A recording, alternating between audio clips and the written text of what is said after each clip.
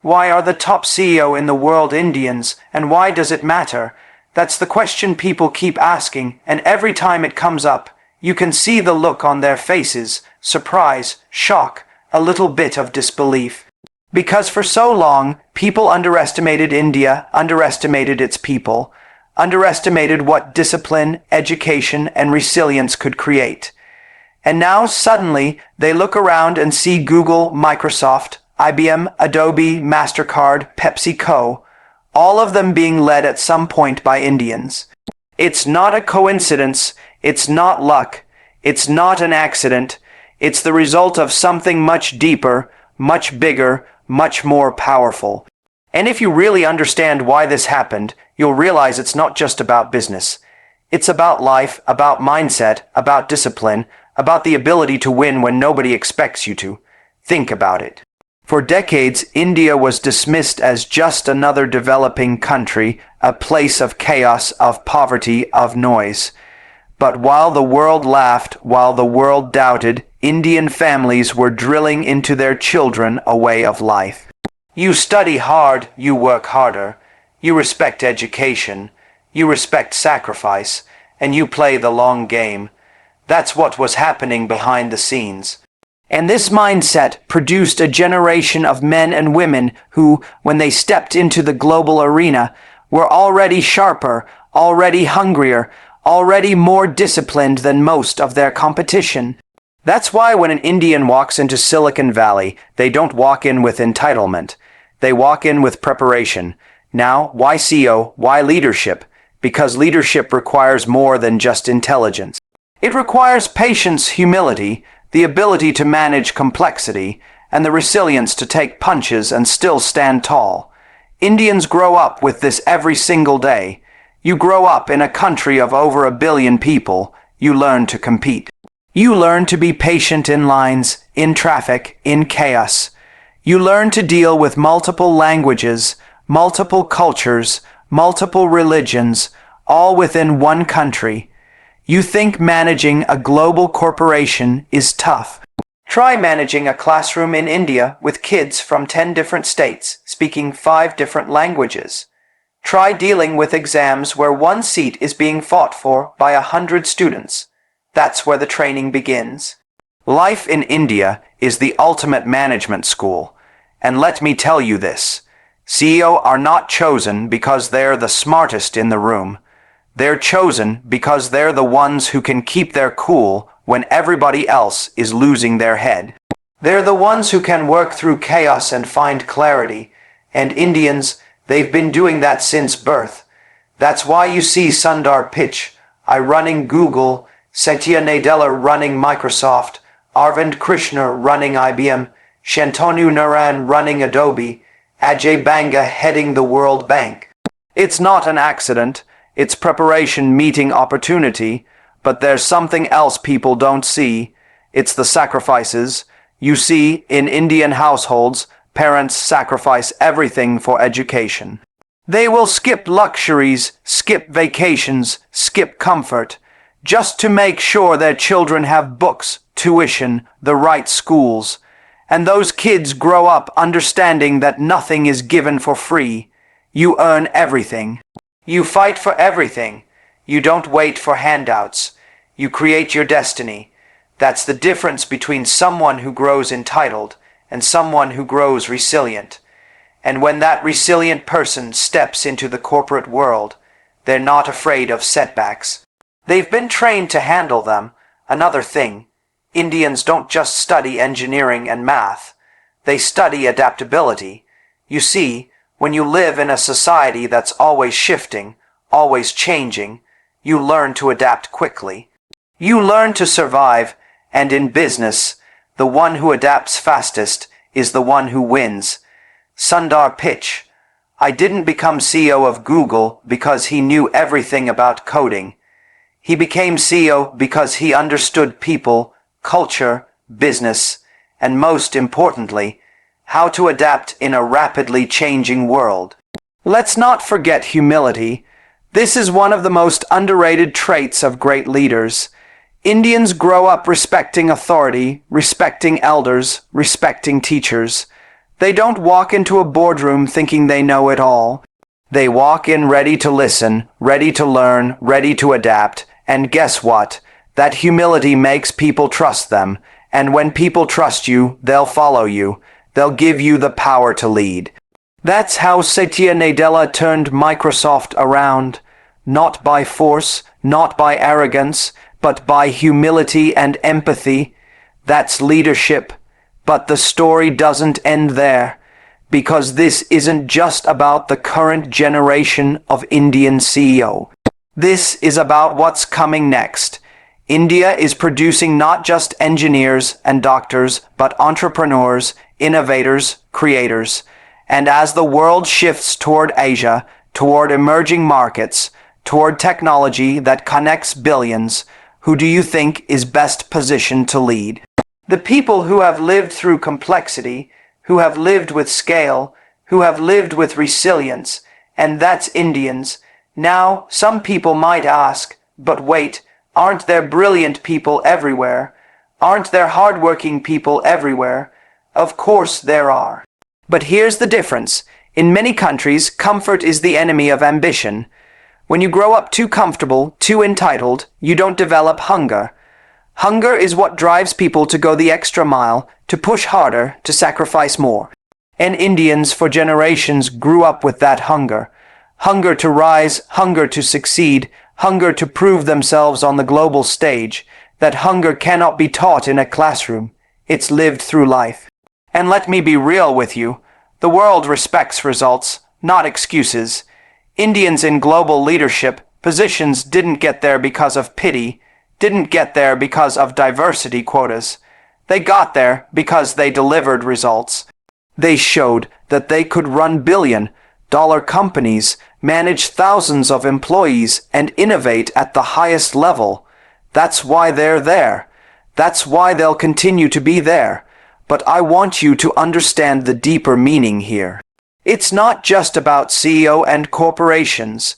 It's about the idea that no matter where you come from, no matter how underestimated your country is, no matter how many obstacles are in your way, you can rise to the top if you have resilience, discipline, humility, and hunger. Indians prove that every single day, and that's why their story is not just India's story. It's a universal story. Look at the way the world reacts now. When an Indian is appointed CEO of a global giant, people don't laugh anymore. They nod, they accept it, they say, of course. That's respect, that's transformation, that's how far India has come, and this is just the beginning. Because the next decade will not just be about Indians leading global companies. It will be about Indians building their own global companies, creating their own empires, defining their own rules. The world better be ready for that. And let me leave you with this thought, not as an ending, but as a challenge.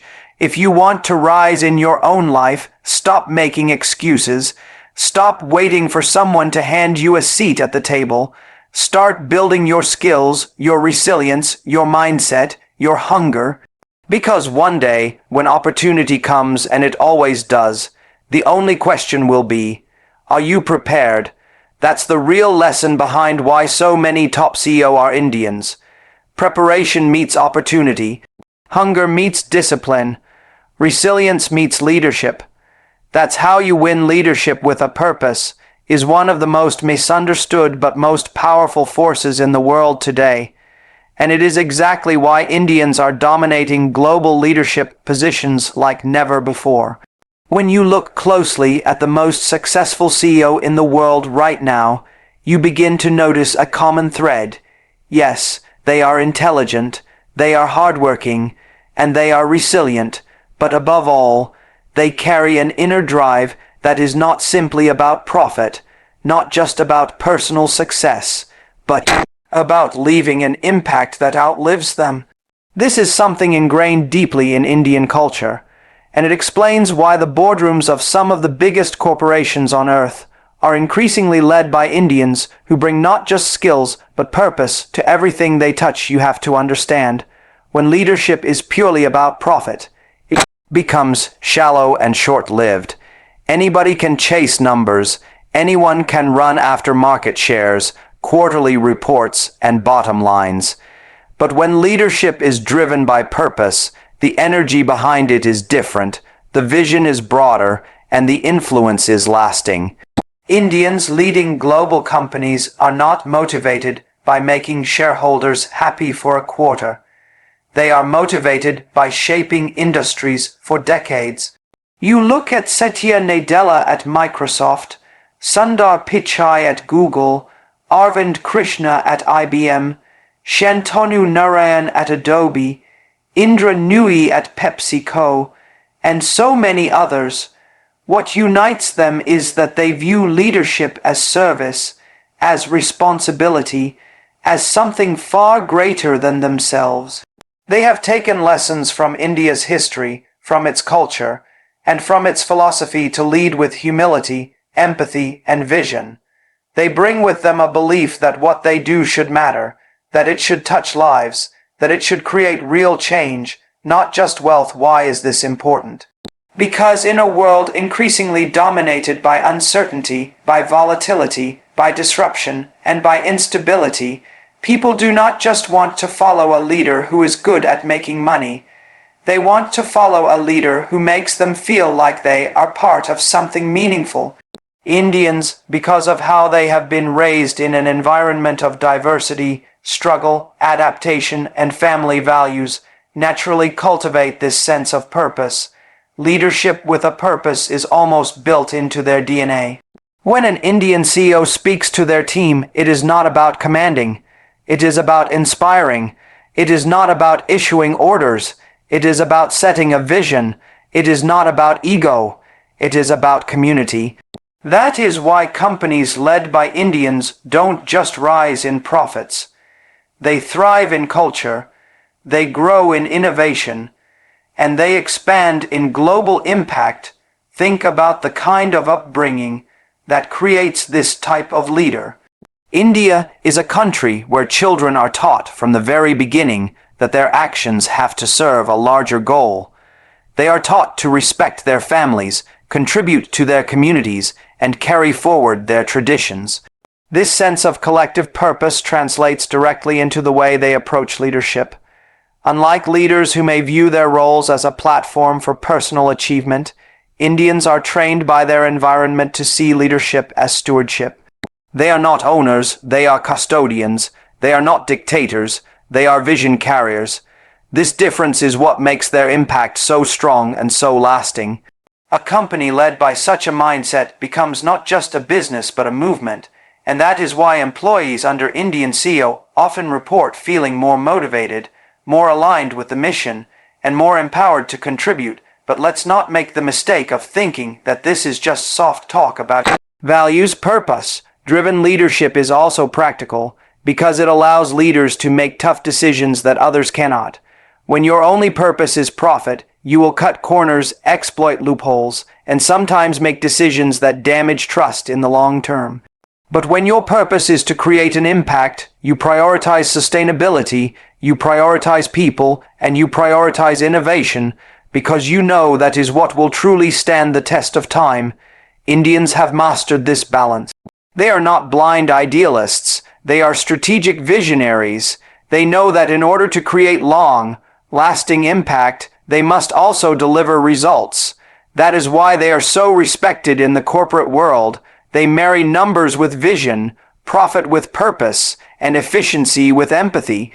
This is an unbeatable formula for leadership in the 21st century. Another layer to this is that India itself has always been about purpose. For thousands of years, Indian civilization has thrived on philosophies that encourage looking beyond the self. Whether it was the teachings of the Bhagavad Gita that emphasize duty over reward, or the concept of dharma that stresses moral responsibility, or the practice of seva, which means selfless service, these ideas are deeply ingrained in Indian culture and naturally reflect in its leaders. When an Indian rises to the top of a global company, they don't suddenly abandon these values. They embody them on a larger scale. Their teams feel it, the market feels it, and the world sees it. This is why Indian leadership feels different.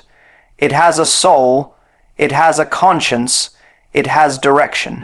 People are drawn to it because in a world filled with empty slogans, here comes a leader who genuinely means what they say and lives what they believe. Now, let's connect this to the broader shift happening globally. We are entering an age where people are demanding accountability from leaders. Consumers want sustainable products. Employees want inclusive workplaces. Investors want long-term stability. Governments want ethical corporations. This is not a time for leaders who only know how to maximize profits. This is a time for leaders who know how to balance profit with responsibility. Indians are stepping into this gap perfectly. Their purpose-driven leadership is exactly what the world needs right now. They bring with them the ability to see the bigger picture, to align diverse interests, and to lead with empathy.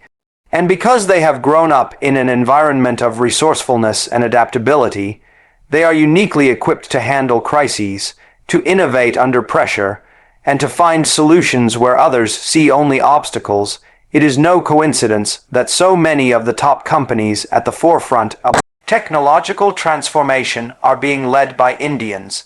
Technology itself is not just about creating tools. It is about shaping humanity's future. And who better to lead this transformation than individuals who carry within them a sense of purpose rooted in service and responsibility? When Sundar Pichai leads Google, he is not just thinking about advertising revenue. He is thinking about how to organize the world's information in a way that empowers people. When Satya Nadella drives Microsoft forward, he is not just thinking about market dominance. He is thinking about how technology can help people achieve more. This is purpose in action, and it is why their companies are thriving under their leadership. Employees today are not motivated by paychecks alone. They want to work for leaders who inspire them, who make them feel that their daily efforts are contributing to something larger. Indian CEO have a natural advantage here because they understand how to inspire loyalty not by fear, but by vision.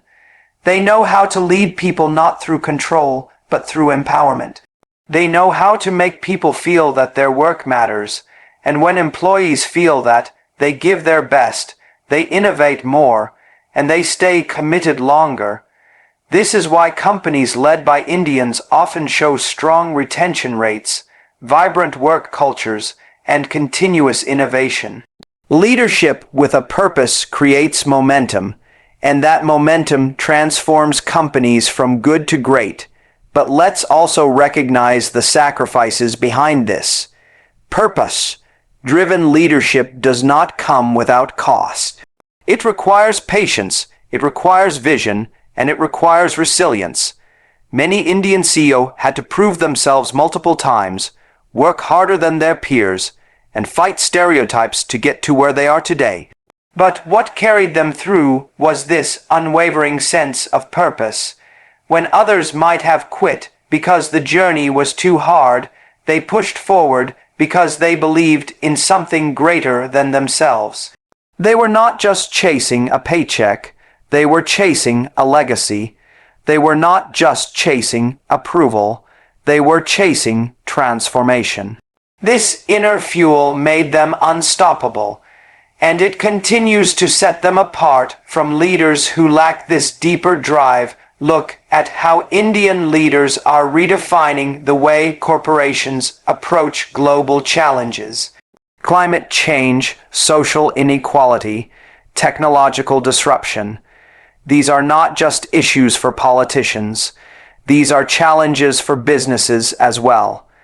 Indian CEOs understand this and have used their influence to push for more sustainable, inclusive, and innovative approaches. They are not hiding behind profit margins. They are stepping into the role of change makers. And when leadership is aligned with purpose, it does not just inspire employees. It inspires industries, it inspires nations, it inspires generations. That is why so many young people around the world are now looking up to these Indian leaders as role models, not just for career success, but for life success. Purpose-driven leadership also builds trust, and trust is the most valuable currency in today's world.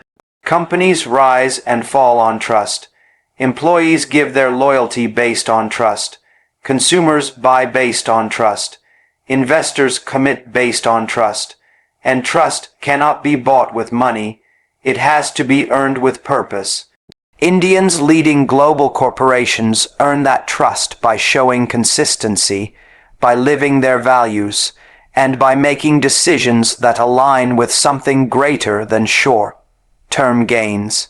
This is why they can hold together massive multinational organizations, why they can navigate through crises, and why they can unite teams spread across continents. They are trusted because they are authentic.